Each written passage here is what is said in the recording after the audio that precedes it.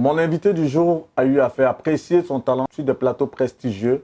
Pour preuve, en 2006, alors qu'elle a 18 ans, elle participe à la Star Academy sur TF1. En 2020, elle récidive avec The Voice. C'est quoi le public que tu recherches, en gros? Moi, aujourd'hui, je suis franco-ivoirienne, donc je vise quand même les deux. Okay. Je vise quand même les deux, mais c'est vrai qu'étant proche de mes racines, j'ai envie aussi d'avoir une certaine lumière dans notre pays, la Côte d'Ivoire.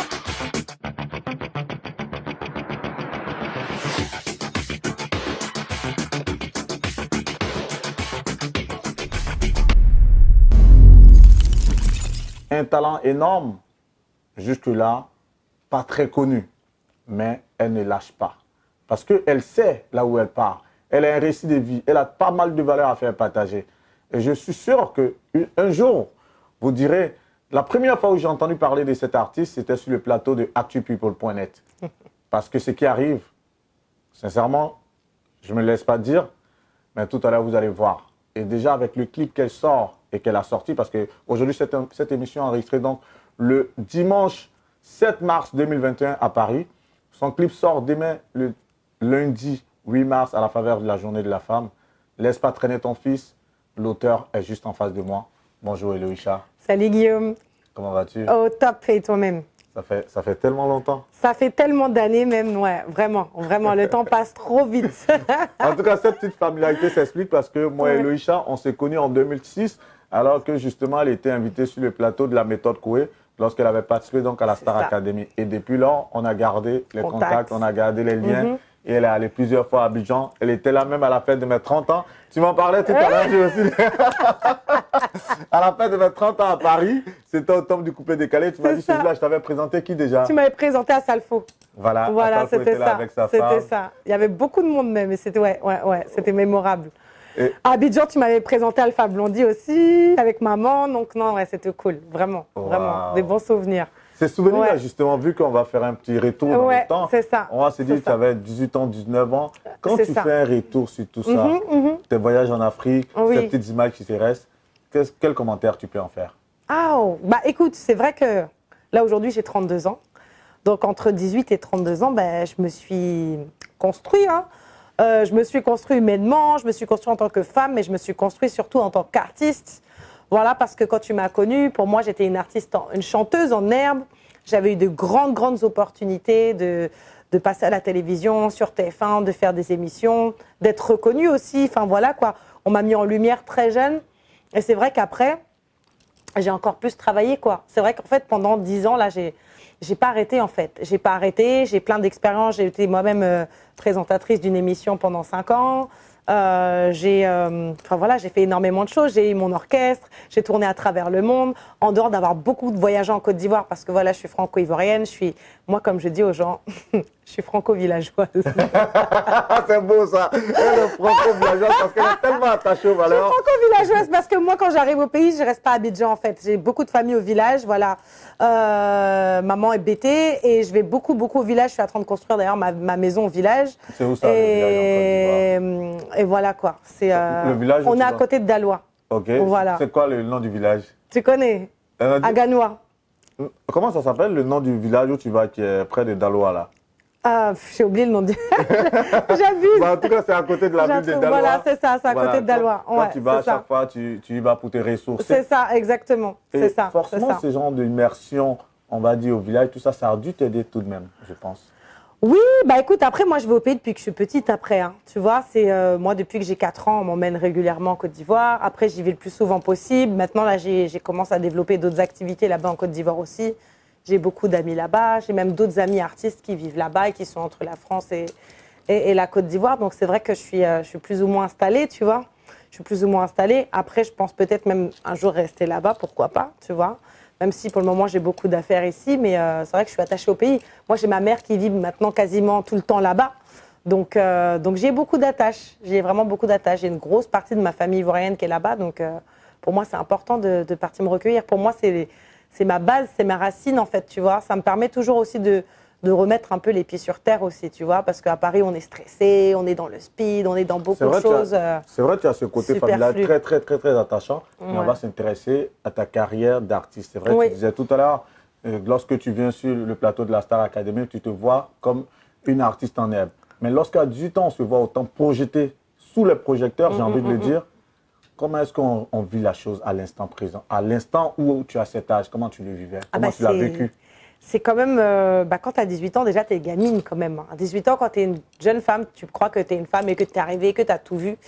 Mais pas du tout. Donc, en fait, si tu veux, moi, j'étais très impressionnée et puis très stressée en même temps. C'est-à-dire que du jour au lendemain, la petite lycéenne que j'étais, qui chantait dans les MJC, qui chantait pour sa ville, dans les festivals ou qui faisait des premières parties comme ça d'artistes de sa région, se retrouve d'un seul coup sur TF1 et c'est énorme en fait, c'est énormément de pression, c'est un gros poids et puis tu as la fierté de ta famille, donc tu dois honorer les tiens, tu représentes aussi ta ville quelque part, donc, et puis tu représentes aussi, dans ces émissions-là, tu n'as pas beaucoup de Renois, faut dire la vérité, tu n'as pas beaucoup de Renois, donc quand tu es la métisse ou la Renois de l'émission, tu représentes aussi ta communauté. Non seulement je représentais la Côte d'Ivoire, mais je représentais aussi l'Afrique. Parce qu'on le sait que dans ces émissions-là, il y a des quotas. C'est chiant. Surtout en 2006, il y avait beaucoup de quotas.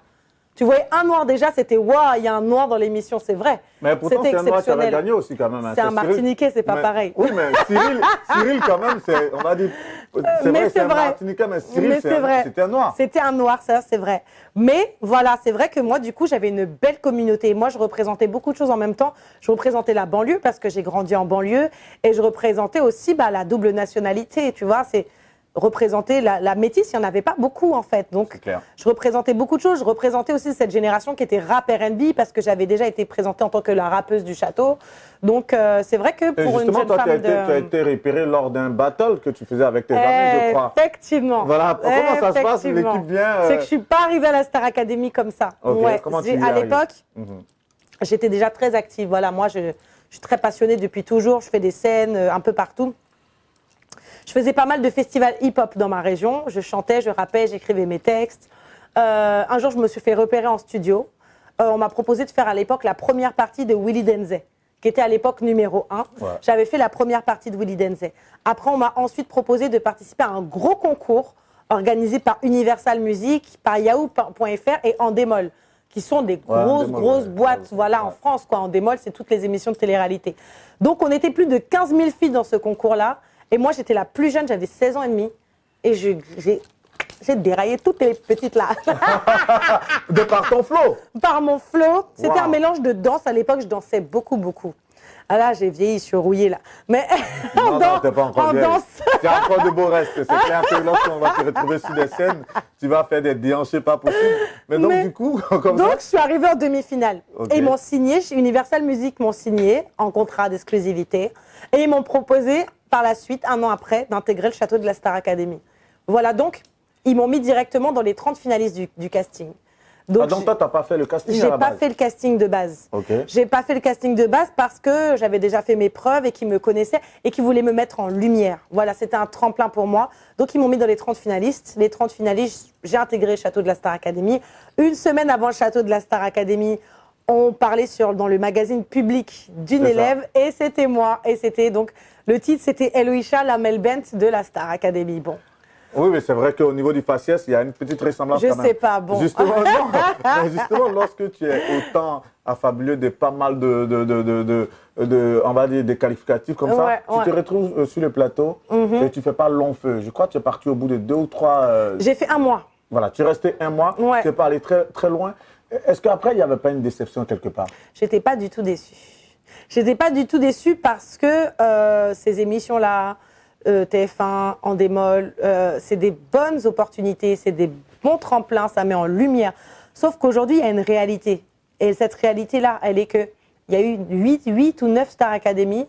Sur les 9 Star Academy, qui on voit? Qui on voit à part ceux qui ont gagné?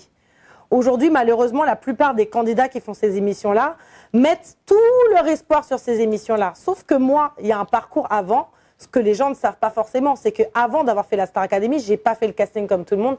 J'étais repérée déjà, j'écrivais déjà. Il faut savoir que voilà, je suis une enfant du hip-hop et donc j'ai une mentalité. Déjà, j'ai une mentalité à l'africaine et en plus de ça, j'ai une mentalité hip-hop. Ça veut dire qu'il y a une tigresse en moi. Donc moi, Star Academy, tout ça, c'est très bien. Mais moi, j'ai toujours eu beaucoup de caractère. Donc même à 18 ans, quand ces émissions-là voulaient comment dire, Te mettre dans un moule? me mettre dans un moule et me dire non, tu fais ça, pas comme ça, moi je disais non. Et des fois, même quand tu as 18 ans, pour eux, tu as cette grande gueule-là de dire non, tu sautes. Tu sautes parce Donc, quelque part, tu te dis que ton caractère a été contre toi? Oui, ça a joué Oui, complètement. Bah oui, parce qu'à cette époque-là, quand on disait Eloïcha, on dit « Oh, la petite qui a du caractère, là !» Parce que je m'étais embrouillée avec une fille, j'étais passée au zapping. Et puis, je me suis embrouillée avec l'africaine, on va pas se mentir. À l'époque, c'était un mélange de racaille et de... Parce que je me rappelle, c'est passé au zapping, je me suis embrouillée avec une fille. Ouais, tu sais, les histoires de jalousie, de compétition, c'est normal, ouais, c'est l'émission. Ouais. Aujourd'hui, on s'entend très bien, mais je lui ai dit, toi, là, t'as pas reçu assez de fessées dans ta vie, viens ici, je vais te botter. Comme la bonne africaine. Mais va dire ça à TF1 en 2006, il se dit, mais c'est qui cette fille? Comment elle parle à la télé? Ouais. Donc, du coup, j'ai fait le buzz avec ça. C'est passé dans les radios, il reprenait ma phrase, cette fille-là, Eloïcha, c'est qui avec son caractère? Elle est chaude, elle est piquante. Et voilà. Donc, moi, en fait, je regrette pas du tout parce qu'aujourd'hui, tu as tellement de jeunes filles qui rêveraient de faire la TF1, Star Academy, à l'époque où je l'ai faite, où on a eu Johnny Hallyday, on a eu Beyoncé, on a eu Rihanna, j'ai vu Pink, j'ai rencontré Lionel Richie, Yannick Noah. Je me rappelle, sur le plateau de... Pour moi, il n'y a pas d'échec, il n'y a pas de défaite. Parce qu'il faut savoir qu'il y en a tellement qui rêvent déjà d'intégrer le château. Rien que le fait d'avoir eu cette lumière et d'avoir intégré le château, pour moi, c'était ma victoire. Aujourd'hui, ceux qui ont gagné, ils sont où? Voilà. Après, je veux dire, en fait, on te donne cette lumière-là, mais c'est là que le combat artistique commence réellement pour moi, en fait. Et ce combat, tu as dû le mener pendant combien de temps? Moi, j'ai eu un parcours alors très controversé, avec des hauts et des bas, où je suis retournée à l'école, directement après le château. Non, 2 mois après le château. Moi, j'étais dans un lycée dans des zones difficiles, tu vois, avec beaucoup de cités au milieu et tout. J'étais au lycée Léonard de Vinci à Melun et c'était l'année du baccalauréat. Voilà. Donc, j'avais 2 mois de retard déjà. Et moi, si tu veux, faut dire la vérité, il y a un truc, c'est que j'ai été agressée parce que j'avais fait la Star Academy. J'ai été agressée dans mon lycée.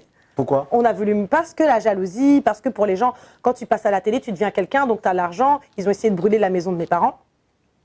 Ah oui, j'ai vécu des choses très difficiles. Donc, c'est pour ça que, pour moi, c'est important de dire aux jeunes et de faire comprendre aux gens que... On est très heureux, en tout cas, que tu nous fasses partager toutes ces expériences. Pour même te dire la vérité, j'ai une personne aujourd'hui qui veut écrire un livre sur mon histoire.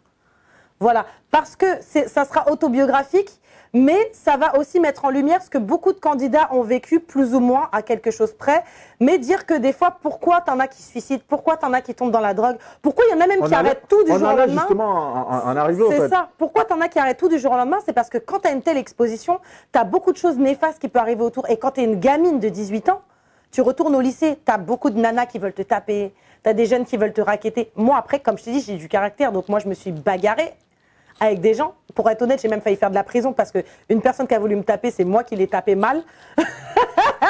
Voilà. J'ai vécu des trucs. Et en fait, de mes 18 ans, je suis devenue une femme du jour au lendemain. Ouais. Parce que j'ai tellement dû me battre, prendre la force psychologique de sortir de tout ça. J'ai arrêté d'aller au lycée. Hein. J'ai passé mon bac en candidat libre, je l'ai eu, hein, Dieu merci. Hein. Ouais. Mais en n'allant plus à l'école. Après, je crois que tu es devenue commerciale après. Après, j'ai fait des études, mais j'ai tout fait par correspondance. En fait, j'avais été prise à la Sorbonne en langue étrangère appliquée, anglais-espagnol.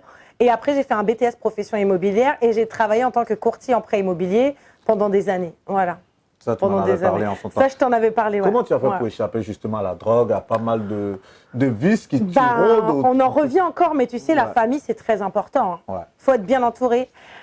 Quand tu fais ces émissions-là aussi, tu vois qu'ils sont tes vrais amis. Et malheureusement, même des fois, tes vrais amis, comme tu es passé à la télé, ils vont dire quoi? Oh, elle se la pète, oh, elle a changé, oh. Alors que pas du tout, toi, tu es toi-même en fait.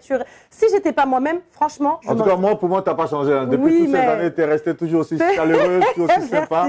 Ouais, là, franchement, je le dis face caméra. Ce que je dis en dehors même d'avoir fait des émissions ou pas, hein, des fois, tu te sors de l'anonymat, tu es un artiste qui pète du jour au lendemain, tes amis qui étaient tes amis, ils vont dire oh, il a changé. Alors que pas du tout. Parce que si j'avais changé, j'aurais même pas essayé de revenir au lycée. J'aurais dit attends, mais eux, c'est des petits par rapport à moi. Qu'est-ce que moi, je vais aller dans un lycée? Non. C'est les gens qui m'ont mis dans un moule, en fait. Et bon, je me suis sortie de tout ça. Franchement, c'était dur. J'ai même perdu mon petit ami de l'époque, mais bon, hein, c'est pas grave. Ton petit ami, quand tu as 18 ans, tu crois que c'est le mari, mais bon. Hein. Pourquoi lui, il est parti? Pourquoi il est parti? Il n'a pas su tenir face à toute cette pression-là où parce que même pour le petit ami de l'époque, c'était compliqué, en fait. Comment ça? Bah, il avait mon âge. Il avait mon âge et tu sais, pour lui, c'était... lui, il avait sa petite copine, sa petite Hello, calme dans son coin. Et d'un seul coup, il a sa Hello qui ne l'appartient plus. Parce que j'avais la cote, entre guillemets. Il y avait beaucoup de gens du milieu qui me voulaient. Et t'avais, enfin voilà, du coup, j'étais invitée dans toutes les soirées parisiennes, toutes les soirées people. Je faisais des interviews dans des magazines. J'allais dans la rue pendant 3-4 ans. Je signais des autographes un peu partout. Et puis moi, j'étais naïve avec ça. Parce que je me rendais pas compte, je sors du château, je vais chercher mon neveu de 4 ans à la maternelle. Et puis là, tu as toute la maternelle qui arrive devant moi, autographe, jusqu'à on a dû fuir tellement qu'il y avait du monde. Tu vois, c'était fou. Wow. Je me souviens même qu'une fois, j'avais repris le RERD et c'était quelque chose. À propos de RER, ça me rappelle une petite anecdote que m'avait racontée. S'ils nous suivent à voir ça, Manager de Magic System, lorsqu'ils avaient sorti un son, si tu n'as pas d'unité, bip-moi. C'est lui qui disait ça dans l'une de leurs chansons et il s'est retrouvé dans le RERD. Et il y a quelqu'un qui vient comme ça après de lui qui dit mais si tu n'as pas d'unité, bip-moi. Automatiquement, il est sorti du RERD. Enfin bref, c'est une petite parenthèse pour dire combien de fois l'exposition médiatique, les projecteurs, ça donne une autre vision. C'est pas évident. C'est pas évident. Et après, je vais te dire même que tu as toute une crédibilité à te refaire. Tout à fait. Même si tu es jeune, parce que moi, après, j'ai repris les scènes. Si tu veux, j'avais beaucoup de gens, beaucoup de propositions de managers, de producteurs, sauf qu'on le sait, aujourd'hui, les gens sont plus avertis qu'avant. Dans ce milieu-là, tu ne sais pas distinguer tout de suite l'heure du toc. Tu as beaucoup de faux managers, faux producteurs. Donc moi, comme je ne savais pas qui était qui, au final, je me suis éloignée un peu de cette lumière-là. Hein. Et j'ai fait mon propre chemin, j'ai créé mon propre orchestre. À 20 ans, voilà, à 20 ans, j'ai créé mon propre orchestre. J'ai commencé à aller en studio, faire mes propres compos et j'étais mon propre producteur en fait, hein, 20 ans, voilà. Et du coup, voilà, j'ai commencé à faire mon petit bonhomme de chemin. Après, je me suis mis dans l'événementiel beaucoup aussi. Super. Après, 14 ans après, on te retrouve sur le plateau de The Voice. Voilà, 14 ans après. Qu'est-ce qui t'amène à revenir encore te mettre dans une telle compétition où tu connais justement les codes? Mais la fille est maso.